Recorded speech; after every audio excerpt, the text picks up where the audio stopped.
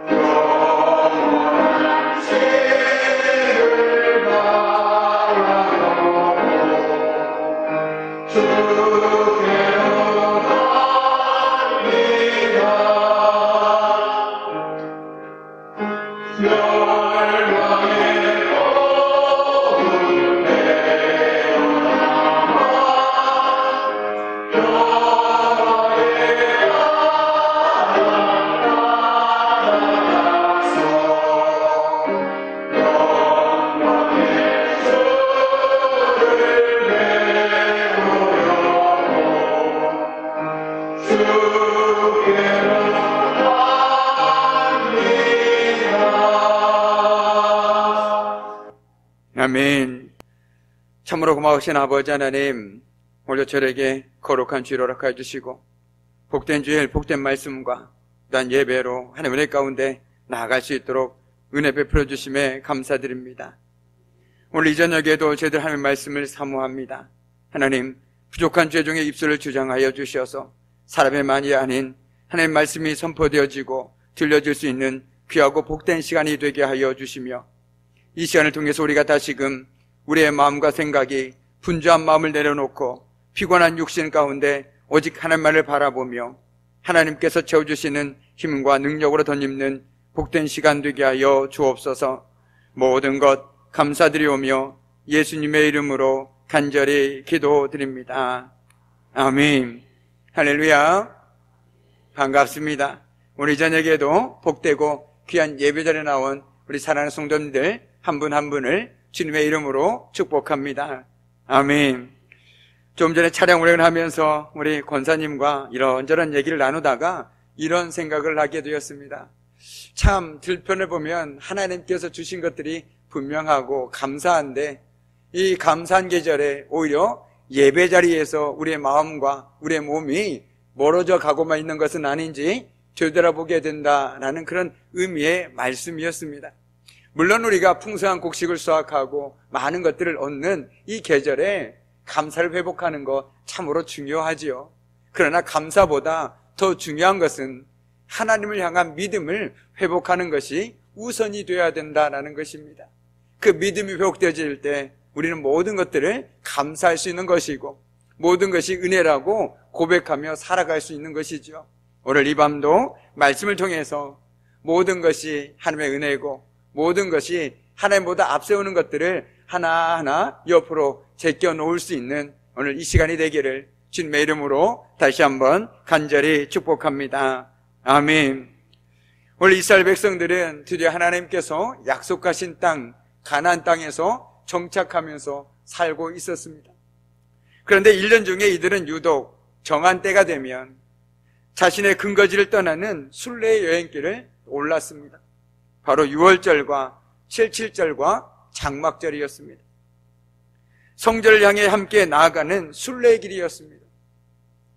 오늘 시편은 이들의 경험이 녹아있는 시편 말씀들 가운데 하나이지요. 누구나 그렇지만 낯익은 곳을 떠나는 길은 항상 즐거운 일만은 아닙니다. 어떤 위험이 도사리고 있을지, 어떤 일이 있을지 알지 못하기에 미지의 위험이 그들을 두려움에 떨게 하기도 했습니다. 하지만 그 길은 하나님께서 동행하신다라는 마음의 확신 없이는 애초에 떠나지 못할 길이었기에 자기 안에 위험을 먼저 극복해야만 했습니다. 비록 그 모든 어려움 가운데서도 하나님께서 지켜주실 것이다. 하나님께서 나의 발걸음을 주장하시고 모든 순간순간마다 동행하여 주실 것이다 라는 이 마음이 순례자들의 마음속에 먼저 가득 차야 되어야 된다라는 것입니다. 길이라는 것은 참으로 지금도 그렇지만 그 당시에는 순례의 길은 참으로 위험한 길이었습니다. 언제 어떻게 강도를 만날지, 생명의 위협을 만날지 알 수가 없는 그런 길을 가야만 했다는 것이죠. 그런데 그 길을 가는 목적은 너무나도 분명합니다. 순례의 길이었습니다. 예루살렘으로 돌아가서 하나님 은혜에 감사하고 하나님께 예배를 드리기 위해서 그들은 그 길을 나서고 있다는 것이죠. 지금은 그렇지 않지만 제가 어릴 적만 해도 참 많은 분들이 예배 드리러 오는 것이 마치 가정의 평화를 깨기도 하고 참 많은 어려움 가운데서도 예배 자리를 은혜 가운데 정말 사모하고 나왔던 기억들을 저도 기억하고 있습니다. 어릴 적 저희 할아버지도 하나님을 섬기지 못했기에 하나님을 섬기는 귀한 아들을 소위 작대기로 때리기도 하라고 집에 나가라고 하기도 하고 호적에 판다라고 얘기까지도 하셨습니다. 비록 호적에 파지까지는 하지 않았지만 참으로 많은 핍박 가운데서도 신앙을 지켰고 지금 귀한 주의 종이 되어서 열심히 하나님의 일을 섬기고 있는 가족이 있습니다. 이처럼 예배라는 것은 어찌 보면 우리에게 핍박이 있고 어려움이 있을수록 어쩌면 은혜가 큰지도 모르겠습니다.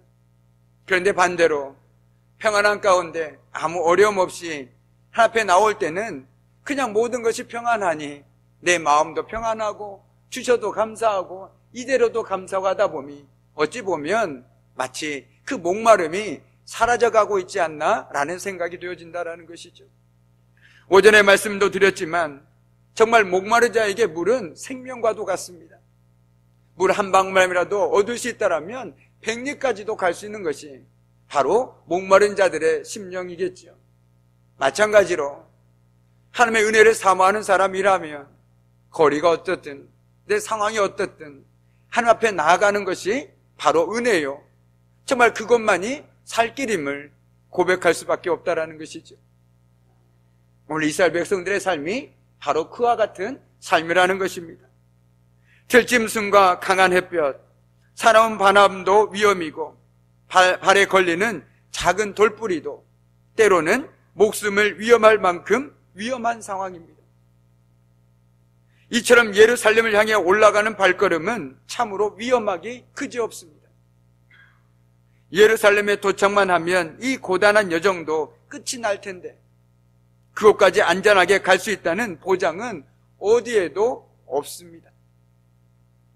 집을 떠난 지 오래되어 마음이 지치고 몸도 서서히 지쳐갑니다. 그리고 두려움이 스멀스멀 그 마음 속에서 올라오기 시작합니다. 자신감을 없는 여행객은 주위를 두려운 눈으로 쳐다보게 됩니다. 그리고 내가 산을 향하여 눈을 들리라, 나의 도움이 어디서 올까라고 말하게 된다는 것이죠. 심리적으로 위축되어 사방을 봐도 자신의 몸을 의탁할 곳이 하나도 없습니다. 보이지가 않습니다. 나는 무엇을 의지할 수 있는가? 달이 뜬 어두운 밤에 유대 광야를 지나는 사람이 보는 산은 참으로 두렵기에 그지없습니다. 낮이었으면 장엄하기만 했을지 모르겠지만 밤의 큰 산맥의 모습은 숨을 막히게 하는 두려움이었습니다. 게다가 그 산들은 이방 신상과 이방 신전을 품고 있었습니다. 한번 떠올려 보십시오. 그 산에 이방 신전이 있고 이방 신상들이 가득한 그 산을 바라보면서 어떤 마음이 들었을까요? 기쁜 마음일까요? 아닐 것입니다. 두려움일 것입니다. 산을 향하여 눈을 들면 하나님은 보이지 않고 오히려 이교의 사제와 신상만 보일 뿐입니다. 산당에서 도움을 얻을 것인가? 아니면 아세라 여신이 나를 도울 것인가? 그것도 아니라면 바알신이 나를 도울 것인가? 우리가 잘 알고 있는 것처럼 엘리야는 산을 향하여 눈을 들고 산에 올라가서 바알과 아세라의 제사장들을 조롱했습니다. 큰 소리로 그들의 신을 부르라고 했지요. 자고 있는 것은 아닌지 확인해 보라고 놀렸습니다. 참으로 이런 무기력한 우상이지만 산당에 가서 제사를 드리면 그들을 안전하게 해줄 것이라는 유혹은 참으로 달콤하게 다가왔습니다. 그런 유혹은 여행자에게 물리치기 힘들었을 것입니다. 그 두려움을 산당에 가서 제사를 드리면 그 신이 도와줄 것이다. 그런 유혹들은 참으로 물리치기 힘들죠. 성전을 향해 올라가는 여행객에게는 그런 유혹도 위협이었습니다. 해를 가하는 존재들만 위협이 아니라 우리에게 일신의 편안함과 안위를 약속하는 검은 속삭임도 참으로 위협으로 다가온다라는 것이죠. 괜찮다. 이 정도면 충분하다. 하나님께서 널 붙들고 있으니 굳이 그렇게까지 하지 않아도 된다라는 그 검은 속삭임이 우리를 자꾸만 예배 자리에서, 기도의 자리에서, 그리고 하나님의 은혜 자리에서 멀게 만든다라는 것이죠. 그래서 순례자는 오늘 소리를 지릅니다. 도움이 필요합니다 라고 말이죠. 나의 도움은 도대체 어디에서 오는 것입니까? 아무리 외쳐도 산은 도움을 주지를 않습니다. 바알과 아세라의 선지자들은 자신들도 구하지 못한 허황된 사람들이었습니다. 오늘 시편 121편은 도움이 산에서 오지 않는다라고 분명하게 선언하고 있습니다. 산도 그 산에 있는 우상도 1월 성신도 볼 것이 아니다라고 말하고 있습니다. 대상을 볼 것이 아니라 오히려 그것들을 지으신 분을 보라고 말하고 있는 것입니다. 그래서 2절에 뭐라고 얘기하고 있습니까? 나의 도움은 천지를 지으신 바로 하나님께로부터 온다라고 말하고 있다라는 것이죠. 만드신 분이 속속들이 하십니다. 우리도 만드시고 우리가 두려워하는 대상들도 만드셨기에 그 깊은 속까지 다 알고 계신다라는 것이죠. 그래서 여호와께서 너를 지켜 모든 환난을 면하게 하시며 또 내 영혼을 지키신다라고 말하고 있습니다. 오늘 3절 말씀을 보시지요. 여호와께서 너를 실족하지 아니하게 하시며 너를 지키시는 이가 졸지 아니하시리로다. 아멘. 시인은 여호와께서 너를 실족하지 않게 하신다라고 말하고 있습니다. 우리 인생살이에는 반드시 져야만 하는 수많은 인생의 짐이 있습니다. 그것으로 인해 비틀거리고 흔들리는 삶을 살아갈 수밖에 없는 것이 바로 우리들의 인생살이이지요. 하지만 오늘 시인은 하나님께서 우리 인생의 버거운 짐을 대신 져주심으로 우리가 실족하거나 넘어지지 않도록 보호해 주신다라는 분명한 믿음을 고백하고 있는 것입니다. 이는 곧 아무리 강한 바람이 불어도 강력한 지진이 있어도 하나님께서 우리의 든든한 버팀목이 되어주셔서 넘어지지 않고 쓰러지지 않게 지키신다라는 말씀입니다. 인생에서 인생의 짐을 지지 않는 사람은 아무도 없습니다. 때론 스스로 감당하기 불가능한 짐들을 떠안고 살아가는 사람들도 있죠. 누구라 할 것 없이 모두가 괴롭고 고대운 인생길에서 무거운 짐을 지고 걸어가는 나그네와 같은 것이 바로 저와 여러분의 하루하루의 삶의 모습입니다. 이 세상에 문제가 없는 사람이 없으며 괴로움과 고통이 없는 인생이 과연 어디에 있겠습니까? 아무리 찾아봐도 그런 사람은 없습니다. 이 땅에 발을 딛고 살아가는 한 누구나 크고 작은 문제들이 있으며 나름대로 괴로움과 고통이 있는 것이죠. 그것을 어떻게 이겨나가고 어떻게 끌어안고 살아가느냐가 각자의 삶의 모습에서 다르게 나타날 뿐입니다. 모두가 스스로가 감당하기 버거울 만큼 무겁고 힘겨운 인생의 짐을 짊어지고 있습니다. 그런데도 우리는 실족하지 않고 든든히 서서 이 세상을 살아갈 수 있는 그 이유는 능하신 손으로 우리를 붙드시고 든든한 버팀목이 되어주셔서 우리를 지탱해 주시는 하나님께서 계시기 때문입니다. 보신 분은 아시겠죠? 우리 교회 수도가에 감나무가 한 그루 있습니다. 그런데 그 감나무 가지가 너무 힘겨워서 축 늘어져 있었습니다. 그래서 장로님께서 대나무 가지로 3가지를 엮어서 그 가지를 지탱해 주었습니다.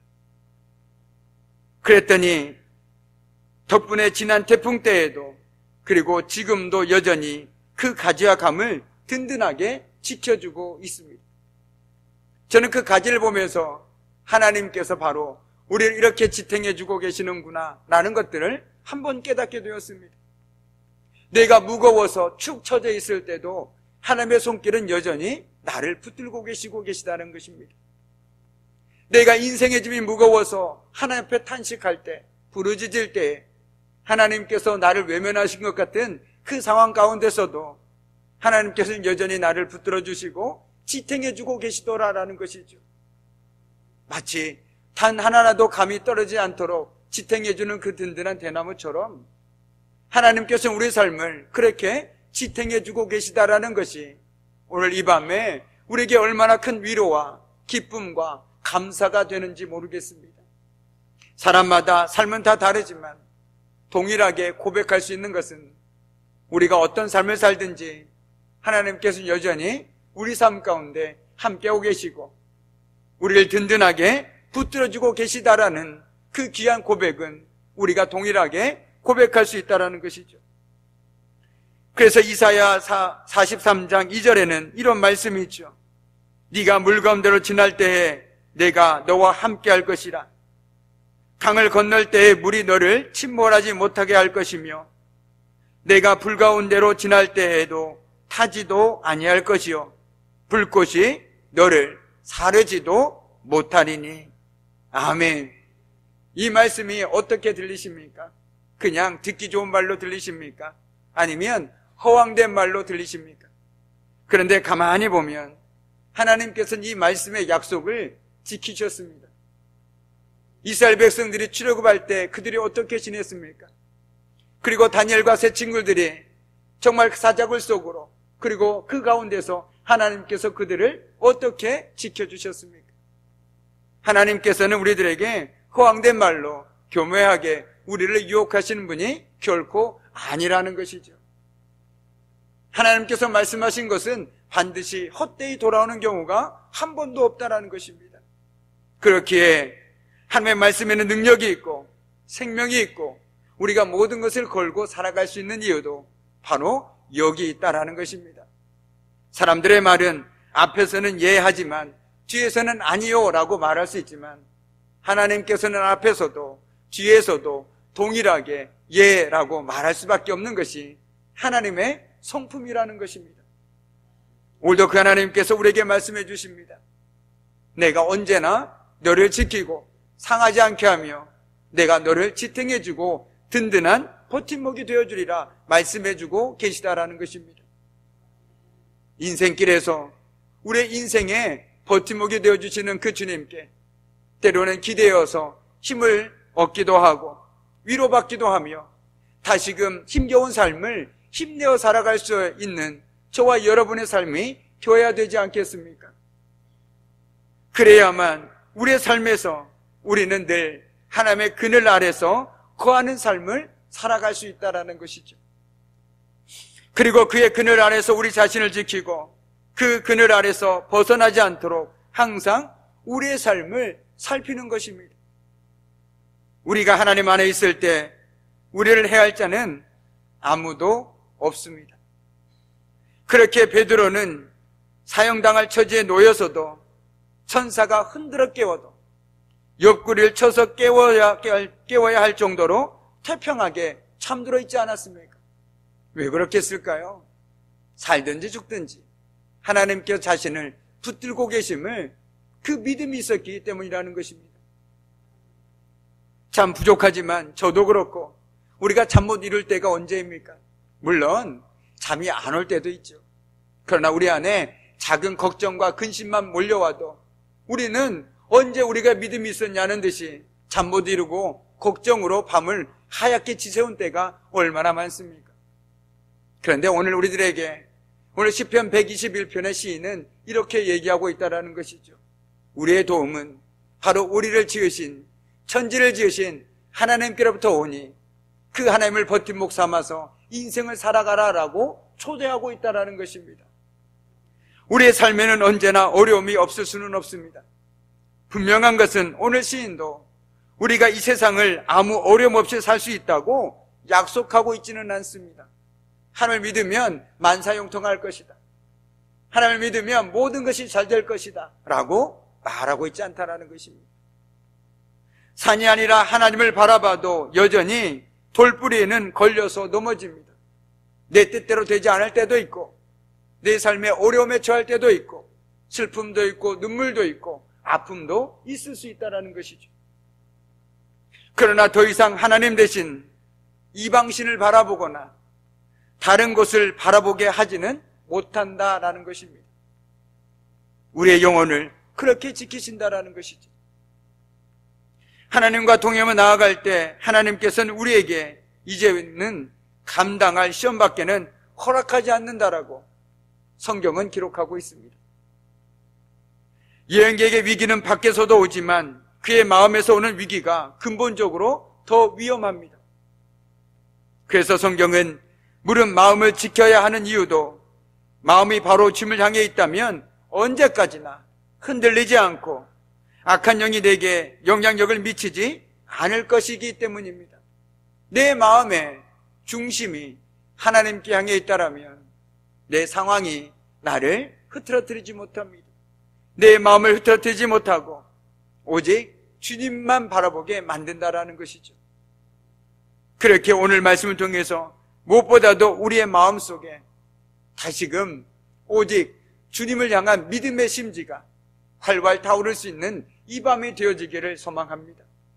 그래서 한 주간에 내 인생이 어떠든지 그럼에도 하나님만을 붙들고 오직 나의 도움은 하나님께로부터 옴을 고백하며 하나님만이 나의 도움 되심을 고백하며 살아갈 수 있는 저와 여러분의 복된 한 주간의 삶이 되기를 주님의 이름으로 간절히 축복합니다.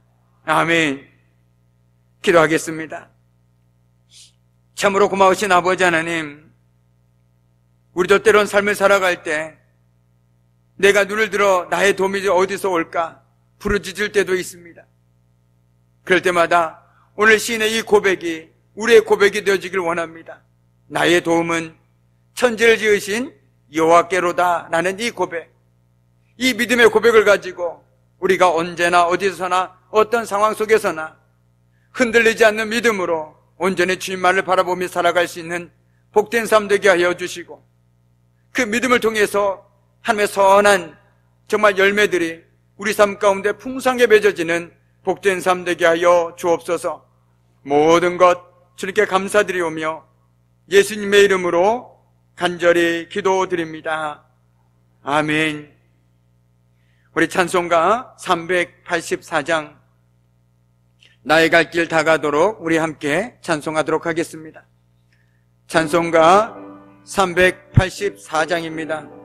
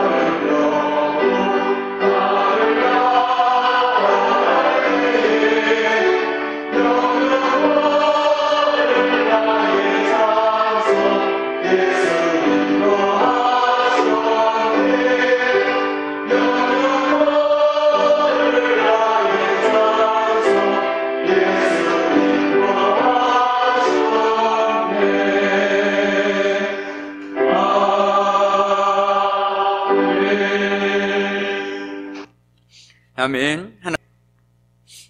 이제는 우리 주 예수 그리스도의 은혜와 아버지 하나님의 그 무한하신 사랑하심과 성령의 사귐과 임재와 다스리심이 나의 도움이 천지를 지으신 하나님께로부터 옴을 오늘도 고백하며 인생의 모든 어려운 순간순간마다 다른 것을 바라보지 아니하고 오직 하나님만을 바라보고 의지하며 살아가기를 결단하는 우리 사랑하는 성도들의 삶과 그들의 가정과 일터와 사업장 위에, 그리고 선거를 앞두고 정말 아버지 기도하며 모든 것들을 준비하는 우리 김일성 장로님 그 모든 발걸음과 그 모든 삶의 현장 위에 이제부터 영원토록 함께 하시기를 간절히 축원하옵나이다. 아멘.